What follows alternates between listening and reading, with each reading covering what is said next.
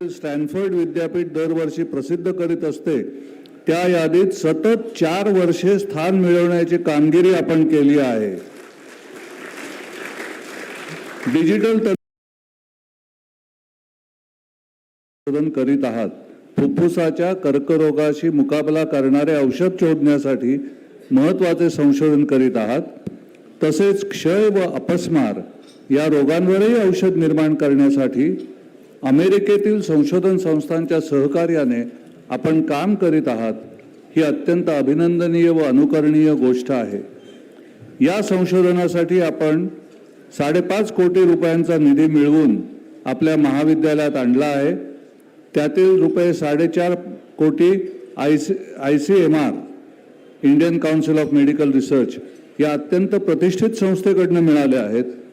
आपले आजवर 225च्या वर संशोधनपर लेख प्रसिद्ध झाले आहेत व आपल्याला एकूण 15 पेटंट मिळाली आहेत, 15 पेटंट प्राप्त झाली आहेत। विविध विषयातील जगातील सर्वोत्तम अशा 2% संशोधकांची जी यादी अमेरिकेतील स्टॅनफोर्ड विद्यापीठ दरवर्षी प्रसिद्ध करीत असते त्या यादीत सतत 4 वर्षे स्थान मिळवण्याची कामगिरी आपण केली आहे। डिजिटल तंत्रज्ञानाचा शिक्षणात यशस्वी वापर करणारे एक आदर्श शिक्षक अशी ही आपली ओळख आहे।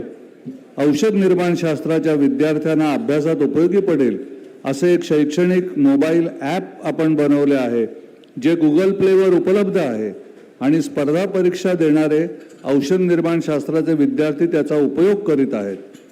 आपले संशोधन भविष्यात अधिक यशवंत व गुणवंत होईल आणि त्यातून विद्यार्थ्यांना व शिक्षण क्षेत्रातील अन्य व्यक्तींना संशोधनाची प्रेरणा मिळेल असा आम्हाला विश्वास वाटतो।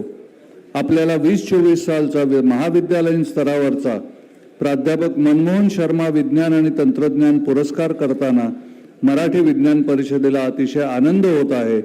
प्राध्यापक ज्येष्ठराज जोशी, अध्यक्ष मराठी विज्ञान परिषद, प्राध्यापक हरून मियालाल पटेल यांना आपले अध्यक्ष हा पुरस्कार देत आहेत। माननीय अधिवेशनाध्यक्ष डॉक्टर महेश पालकर सर व प्राध्यापक डॉक्टर JB जोशी सर यांना विनंतीपूर्वक निवेदन करतो की त्यांनी प्राध्यापक हरून मियालाल पटेल सर यांना प्राध्यापक मनमोहन शर्मा विज्ञान आणि तंत्रज्ञान पुरस्काराने सन्मानित करावं, गौरवान्वित करावं।